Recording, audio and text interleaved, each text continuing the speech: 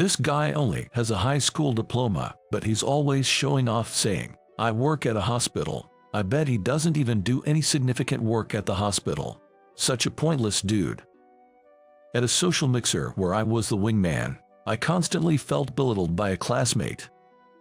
He never missed an opportunity to assert his superiority. I was fed up with him. However, he didn't know the real me. Coincidentally, there was a woman at the mixer who knew my true identity. I reluctantly revealed it. Upon hearing it, that classmate was flabbergasted. My name is Tim. I am a 28-year-old man, currently working as a doctor in a hospital. I lost my mother to an illness when I was in middle school and was raised in a single-parent household by my dad. The experience of losing my mom to illness inspired me to become a doctor. It was a challenging journey, but I eventually earned my medical license and am now practicing medicine. However, whenever people find out I'm a doctor, they always have something to say, so I just mentioned that I work at a hospital without going into specifics. I haven't been specific about my profession. Due to this, some acquaintances have misunderstood my actual profession. One of them is a guy named Mike, someone I've known since elementary school. I wouldn't call him a friend due to his character. Mike went to the same school for elementary, middle, and high school, graduated from a national university, is a salesman for a major company, and is a man of flamboyant appearance and lifestyle. Even I, as a guy, have to admit he's handsome. His whole appearance screams money. There are rumors that he once spent tens of thousands of dollars in a single night at a club in downtown Las Vegas, so you get the impression he's a real ladies' man. But inside, he is the worst kind of man, a scum, to be honest. Even if he's dating a specific girl, he thinks nothing of making moves on other women. He can't handle his liquor, and whether he has a girlfriend or not, he's always throwing parties. It's so much like that's the status of a man to do something like that, but actually he was brought up in a normal family. I've told him several times that you should stop such behavior, but it doesn't seem to get through to him. You might wonder why I'm still in touch with such a guy. It's because he keeps inviting me to his mixers. It all started about a year ago when I bumped into Mike downtown after not having spoken since high school. He recognized me and approached. We were classmates, so he vaguely remembered my face. "Hey, are you Tim?" When I saw Mike, who was already dressed in full-body luxury brand stuff from then on, I didn't really know who he was at first. "Who might you be?" I found myself asking. "Come on, man, it's me, Mike Williams, your classmate from senior year of high school." Even with that, I couldn't quite place him. That's because he looked completely different from when we were in high school. I don't recall having such a flashy guy in our class back then. It wasn't until he showed me a photo from high school on his phone that I exclaimed, "Oh, it's you." "Actually, I'm surprised you recognized me," I admitted. "You look exactly the same as you did in high school," he chuckled. "So, what are you up to these days?" "Me. I work at a hospital now." "You work at a hospital? You didn't go to college, did you?" "All right, that's the story here." "Well, yeah," I replied. Just as we were about to dive into old times, for some reason, Mike remarked, "So you're basically saying you went straight from high school to being unemployed and now work at a hospital, right?" "No, that's not it," I tried to clarify, but he wasn't listening. He had made up his mind. Working at a hospital is a big deal for a guy who just has a high school diploma. I don't just have a high school diploma. Well, whether you're in medical admin or a janitor, it's all hospital work. I get it, men want to show off. Moreover, for some reason he sympathized with me and said, "I feel bad for you, Tim. I'll invite you to our group hangouts," and that's how I started getting invitations almost every time. To be honest, even if I go to these hangouts, Mike always looks down on me by calling me just a high school grad and makes fun of that fact, laughing about it. Honestly, it feels like I'm just being made a fool of. And his personality is terrible. To be honest, Sometimes I don't even know why I go out with him every time, and I end up with a look of emptiness on my face. However, the guy has impeccable taste in restaurants, never misses on the food choice, and even offers to cover the cab fare home. To me, it feels like I'm just going out for a free delicious meal. So, here I am again, called by Mike to make up the numbers, attending yet another gathering. Today's outing was supposed to be a 5-on-5 mixer, and the ladies were all nurses peers in my field, which felt a tad refreshing. Mike seemed quite pumped up, stating, "I'm definitely getting a date tonight. By the way, he's supposedly seeing someone right now, but that doesn't stop him from hosting these meetups. It's human nature to seek out new connections, even if you're already dating someone," he'd say. As usual, his audacity almost feels refreshing. Tonight's venue is a fancy private dining room with a view overlooking New York. Mike had told me to dress sharp, so I wore the only decent jacket I had. Upon seeing me, the first thing out of Mike's mouth was, "Isn't that a bit plain?" "That's all I have," I replied. "Well, you're just a high school grad. It makes sense you'd have less money than me. You'll be perfect as the wingman," he teased. I wanted to tell him off, but I held my tongue. "All right, everyone, cheers." With Mike's call, the gathering officially began. We clinked glasses, and I took a sip of my draft beer. Although it was supposed to be a 5-on-5 mixer, only Mike and I showed up on the guys' side. The other three apparently flaked out. But the fewer men, the more chance for Mike to mingle with the ladies. He seemed to be in high spirits. The women, chosen by Mike's impeccable taste, were all incredibly beautiful. Last-minute no-shows happen now and then, but 3 at once is quite rare. Every time, I wonder just how unpopular Mike is. But then again, I also question my sanity for showing up almost every time he asks. Thanks, everyone, for coming tonight. I know we have some notable absences, but let's enjoy with the folks we have, Mike, still in high spirits, exclaimed. He was already on his second glass of wine. Thank you for having us, the ladies cheerfully responded. Then, one of the women turned to me. And you are? Tim Miller. I work in a hospital. Nice to meet you, I replied, trying to keep it simple. Suddenly, the chatter among the 5 ladies went like, what? No way. Perhaps they think I'm plain compared to Mike. Today, Mike's in his usual designer suit, whereas I'm just in regular clothes. Several minutes into the group date, Mike quickly nestled himself among the ladies, just like always. He was going on and on, boasting about his job and the luxury brands he owns. The ladies seemed to be enjoying his stories, laughing and giggling, making Mike even more cheerful. They'd had quite a bit to drink, and it seemed like Mike was pretty tipsy. As for me, I was enjoying my meal, especially the salmon carpaccio, thinking, this is a lively group. There's never a miss when Mike picks the place. Both the drinks and the food are always on point. It felt like it had turned into a 1-on-5 date.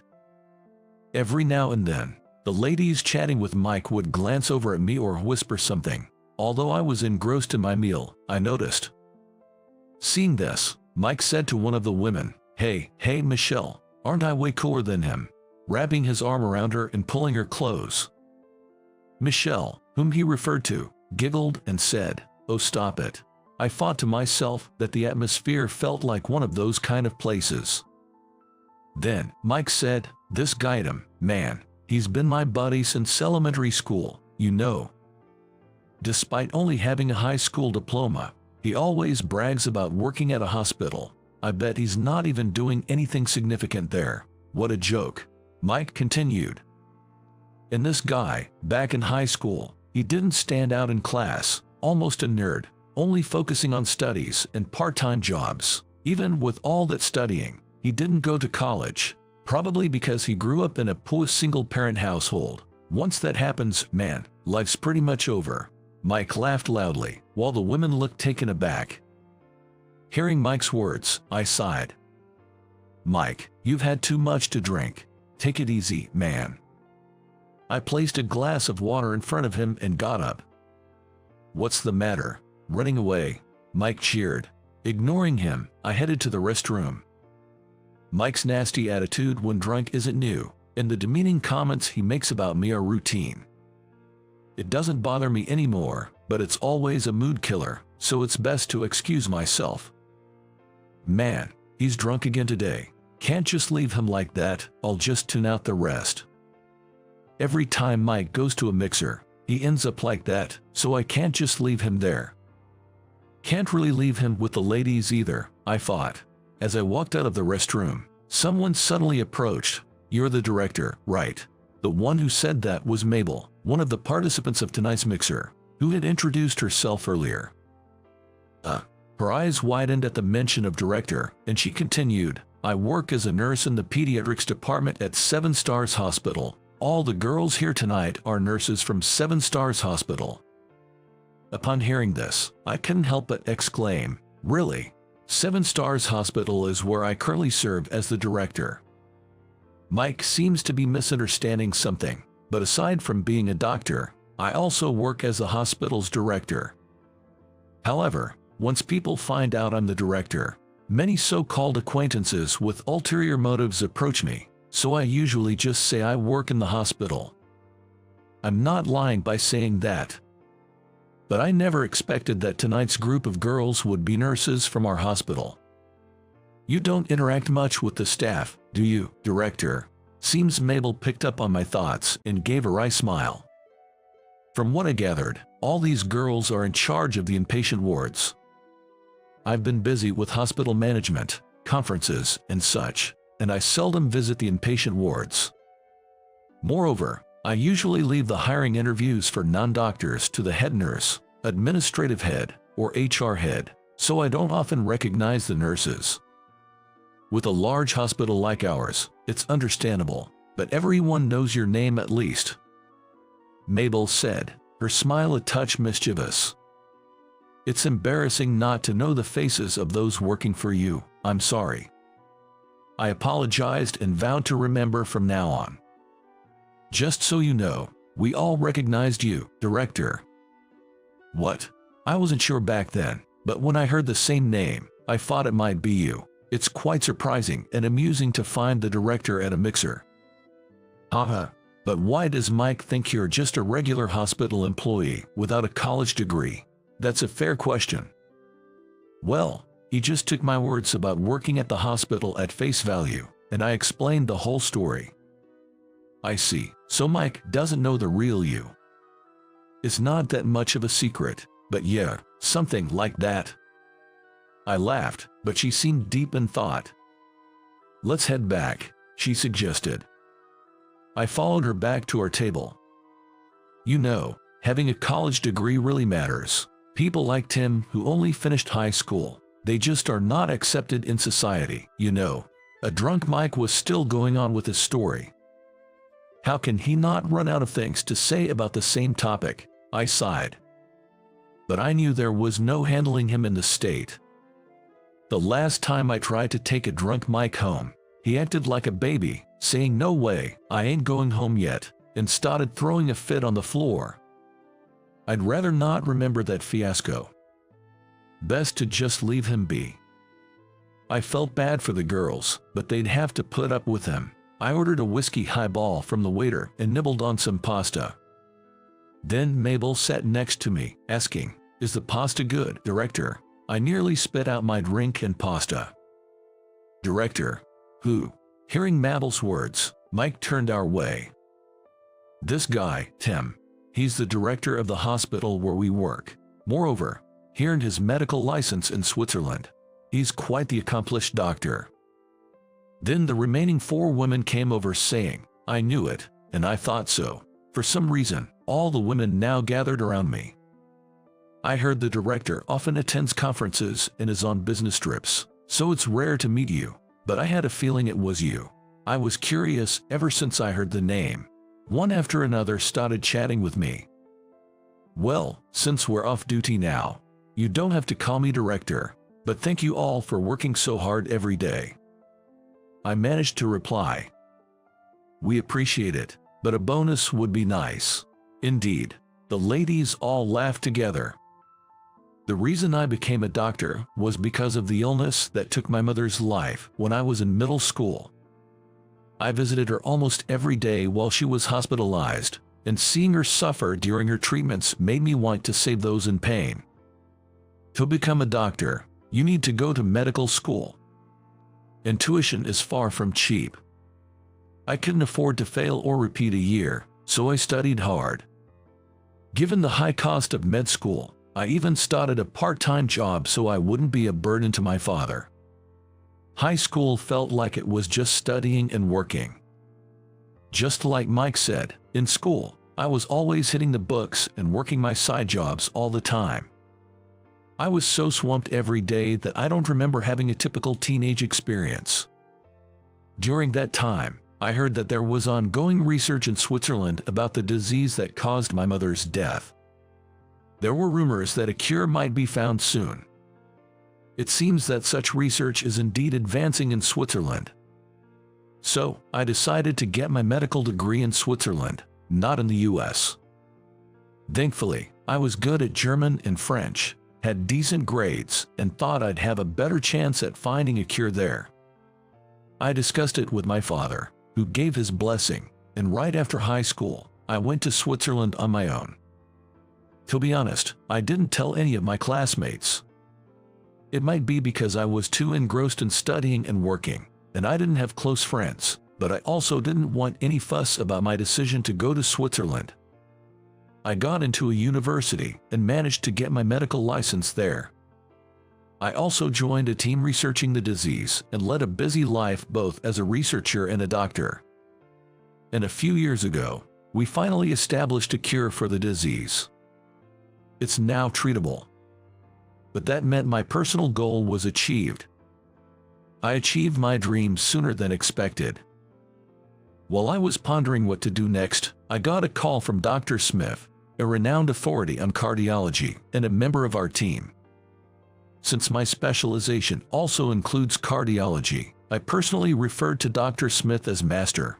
He proposed, "Tim, how about coming back to the States and becoming the director of one of our affiliate hospitals?" Me, a hospital director. He said, "We have a hospital in our medical group that we'd like to revamp. We're thinking of bringing in a young director to draw attention. Having a young director who's returned from overseas would be a great selling point. Plus, I like your dedication." Do I come across that way? Not everyone would go abroad to study medicine and research a cure. Why not try that passion as a hospital director? He suggested. Honestly, I wasn't sure if I could handle such a significant responsibility, but I decided to accept the offer. And about a year ago, I was entrusted with the 7 Stars Hospital. But as a director, I feel I still have much to learn every day. Catherine, one of the attendees, told me, "Doctor, you always look so serious in the hallways. I thought you were much more intimidating," and laughed. Well, every day I'm anxious if I'm doing a good job as the director, and I can't help but furrow my brow. Don't worry, the current hospital really feels so homely. Exactly. The fact that they encourage not working overtime is great. As a director, at least I can do that. I don't want to work overtime either. I get it, nobody really wants to. The conversation unexpectedly took an exciting turn. While Mike was so shocked he lost his words when he found out that I'm actually the head of a hospital, the women around me, including myself, were all abuzz and excited. And then there was no one left around Mike. Seems like he got upset with the situation and was drinking his booze alone, looking pretty bored. Hearing about my role as the hospital director, it seems his buzz wore right off. He mumbles, "What the hell? You're the one with just a high school diploma." Well, truth be told, I didn't just finish high school. I graduated from a university in Switzerland. I replied with a wry smile. "Anyway, Mike, I'm sorry, especially since you invited me. I'm not sure if it'll make it up to you, but I'll cover the bill tonight." Saying so, I took out my card and handed him $100. "This should cover your cab fare for tonight. You've always been covering for me." As I pushed the $100 into his hand, I said, "Don't worry about it. I might have been a high school grad from a single-parent, low-income family here, but now I'm a director." Mike, with a frustrated look, just left the bar, and the group date came to an end. As it turned out, Mabel and I were headed in the same direction, so we decided to walk together. "Director, you really take care of everyone, don't you?" Mabel remarked. "Oh, do I? If it were anyone else, after being looked down upon like that for supposedly being just a high school grad, you would have left in anger." "That happens all the time. I'm used to it, and I didn't want to leave the ladies in that situation." "That's what makes you caring. You're always putting up with it, right? That makes you a good person in my book," she said with a laugh. "But why did you reveal my identity there?" "Because, seeing you ridiculed like that when I know how capable you really are, I couldn't keep silent. Plus, you're quite popular among the staff, so maybe you should mingle with everyone more." "Wait, I'm popular?" "Yes, you became a director at such a young age, and everyone is eager to hear about your experiences in Switzerland." "I had no idea. Being a director keeps me busy. Maybe from tomorrow, I'll try to interact more with everyone." "Please do," Mabel laughed. The next day, while I was having lunch in the hospital's cafeteria, 5 of the female nurses from last night's mixer approached me, saying, "Thank you for last night," quite loudly, in fact. This caused a stir among the other staff members. "What? The director went on a mixer? You know, the director was seriously looked down upon yesterday," the chatter began, and by evening, that talk had spread throughout the entire hospital. From that day on, other doctors would approach me saying, "Hey, director, invite me to your next mixer too." From then on, I started actively engaging with other doctors, nurses, and staff. Although the catalyst was the mixer story, I felt I couldn't miss out on this opportunity. "People always thought you, the director, were a pretty stiff type, but turns out you're quite approachable. I heard you've been attending those mixers quite a bit," they said, and I could only respond with a wry smile. From then on, I continued to engage like that, and I felt the overall vibe in the hospital started to improve. Even my mentor, Dr. Smith, who happened to visit the hospital, mentioned, "The hospital has become so much more welcoming. Good thing we left it in your hands, Tim." This made me more determined than ever to excel in my role as director. After that mixer, I began to regularly dine out with Mabel, and our relationship naturally progressed. A few years later, I proposed to Mabel. Of course, she said yes. "I'll do my best to support you, Tim," she assured me. "I've always had many responsibilities, like the hospital, its staff, and all the patients who rely on us, but now I have one more precious thing to protect. I carry that weight every day. I'm not always sure if I'm making the best choices, but to keep everyone happy, I think I'll always give it my all, even if it means relying on others at times." "You'll be moving to our branch office starting tomorrow." "Is this a demotion?" "No, the branch just needs more hands. It's strange to have a transfer so suddenly after just yesterday. Did someone higher up say something?" "Jason." The boss's face hardened as he was pressed further. "You should be grateful it's just a demotion and not something worse. I haven't done anything wrong." The boss just put his hands on his head, looking exasperated. "Yes, you haven't done anything wrong, but sometimes the situation and the people involved are just too tricky. Not everything that's just is always right. If you're in the corporate world, you should understand that." "I don't want to understand that." Without hesitation, I responded. The boss sighed deeply. "I may not agree with what you're saying, but I'll accept the decision quietly." And just like that, the demotion was decided. According to the boss, the reason for the demotion was my inability to gauge situations and people, but I couldn't see it that way.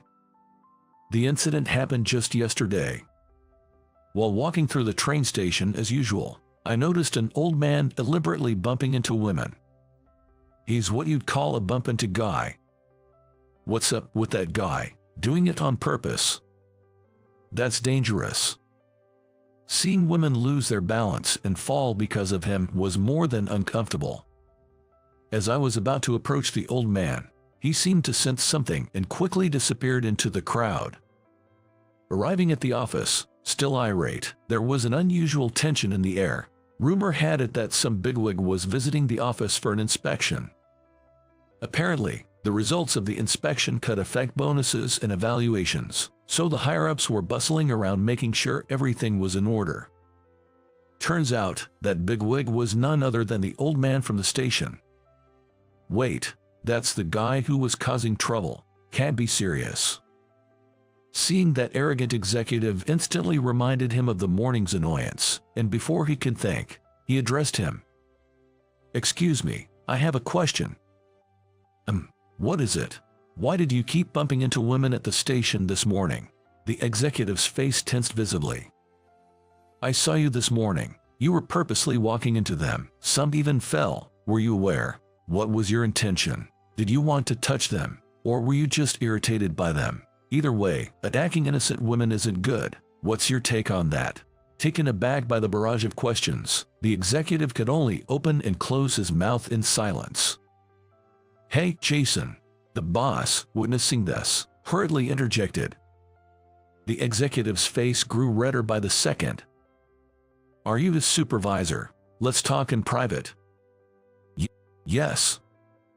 With a face as fierce as a thundercloud, the executive didn't respond to my claims but instead took the boss to a meeting room. And today, I subsequently got demoted. The big shots were mad and my boss was beside himself, but I still believe I didn't say anything wrong. Things like this have happened a few times before.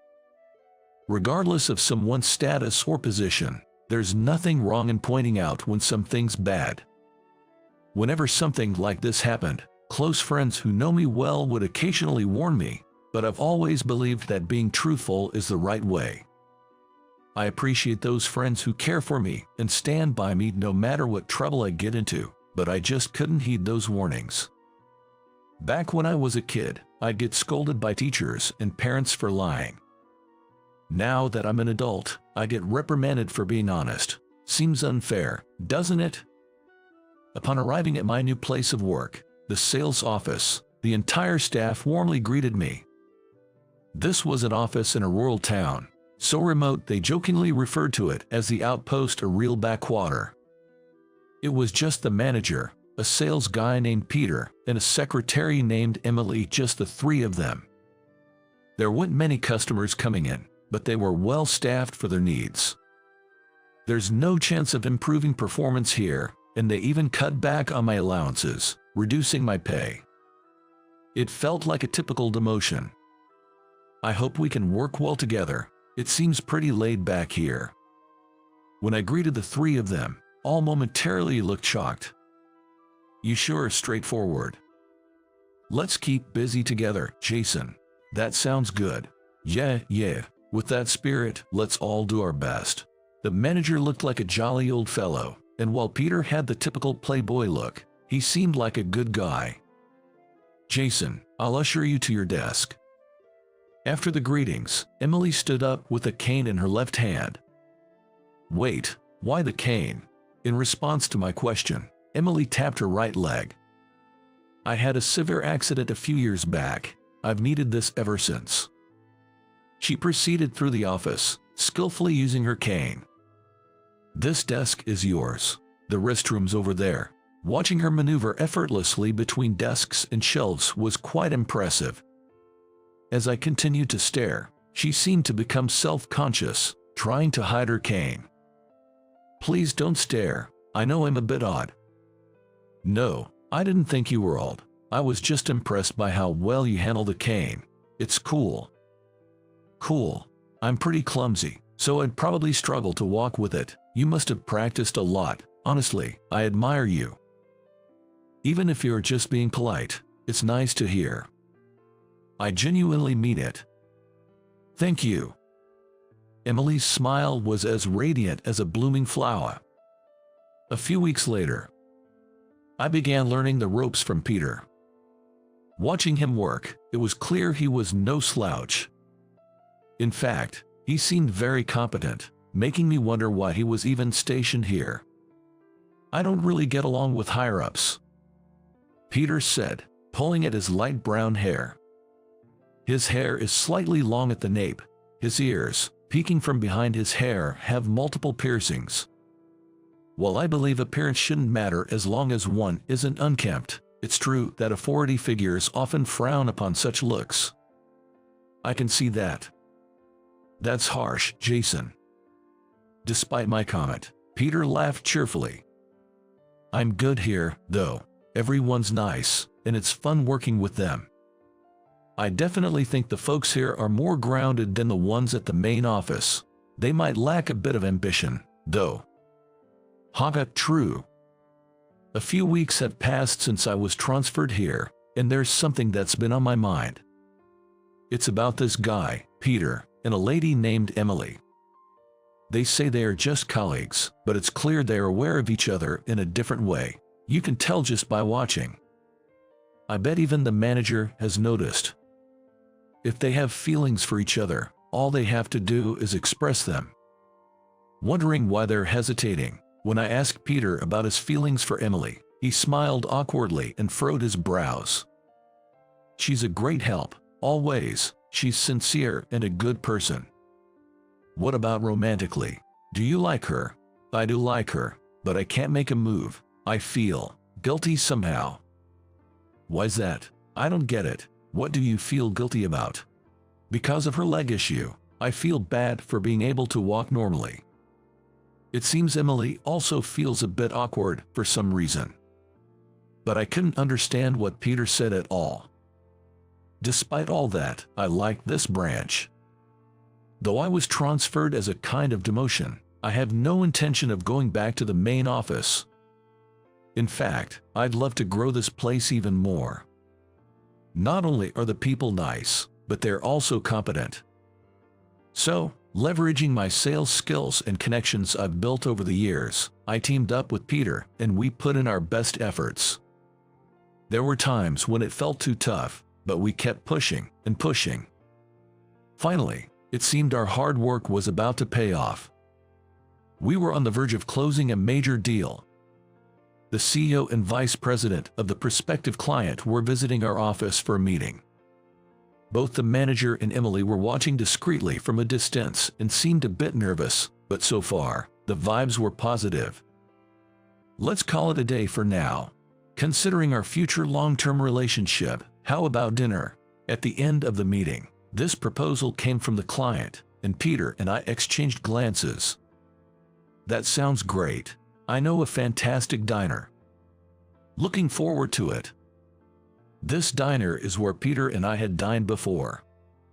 The food, the ambience, the attitude of the hostess, everything was top-notch. When I mentioned that I liked this diner, Peter responded with, "If you say so, the diner is guaranteed." By now, he's got a good read on my character. We left the office and headed to the diner as a group of 4. The conversations flowed as smoothly as during the meeting, and after some drinks, both the CEO and vice president seemed in high spirits. So far, I think we've handled everything perfectly. We're pretty much guaranteed to clinch this deal. All we need to do now is wrap up the evening without any issues. That's when it happened. But isn't there an issue with your secretary? Things had been going well, but that one comment left both me and Peter speechless. Regardless, the CEO carried on in the same friendly tone. She might be somewhat cute now, but that's just because she's young. Women age quickly and just become regular old ladies. On top of not being attractive, having a disability in one leg must be a burden. If she were the only female employee, you'd think they'd hire another one to brighten up the place. The vice president nodded in agreement. Yeah, I was taken aback when she walked in with that cane. Indeed. Hearing their mocking laughter, my patience reached its limit. As I was about to reflexively stand up, Peter beat me to it. You've sure had a lot to say, thinking we'd just sit and listen. Haven't you?" His voice, low and filled with icy anger, echoed through the room. It's hard to believe that kind of intensity comes from Peter, always smiling so goofily. Both the CEO and the vice president are staring in shock. "You're saying our secretary is dead weight? You gotta be kidding me. She's way more admirable than jerks like you who belittle others just because they're a tad different or look down on women. She doesn't say hurtful things without knowing someone's struggles. Shame on you, you old fools." He's probably not used to speaking out like this. Having read it all at once, he seemed out of breath. Peter glared at the CEO and vice president, breathing heavily. Of course, I didn't stop him. "What's gotten into you?" "That's rude," to the CEO. Watching Peter suddenly transform and the vice president stammering in surprise was so amusing. I almost burst into laughter. Just because this is a social occasion doesn't mean you can look down on someone from another company. If anything, you guys are the rude ones here. "What did you say?"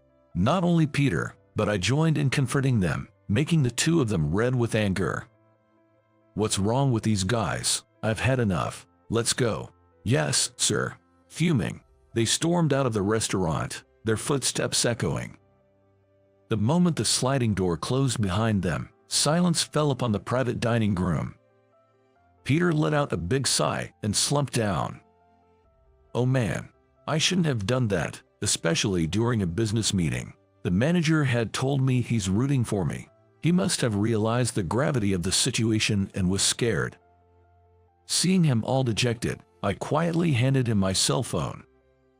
The call was connected to our branch office. "Jason, what's going on?" "Just talk to them."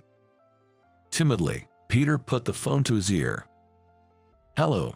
You did great, Peter." I could hear the manager's voice from the other end, loud and clear. Seeing Peter's puzzled face, I patted him reassuringly on the shoulder. "I've actually been on the line the whole time, probably since they started with their insults. I immediately thought we couldn't deal with people like that. I connected the call so the manager could hear them, just to make sure they weren't lying." "So, he heard everything I said?"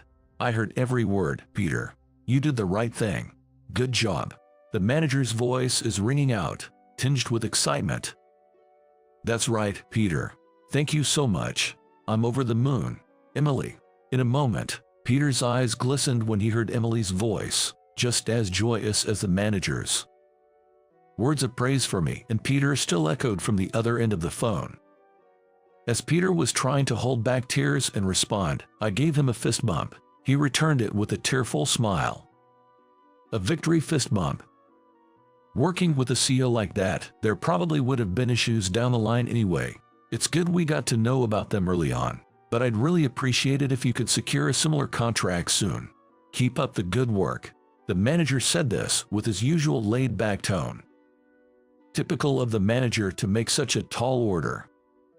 The deal might have fallen through, and sales are as tough as ever, but there was a silver lining.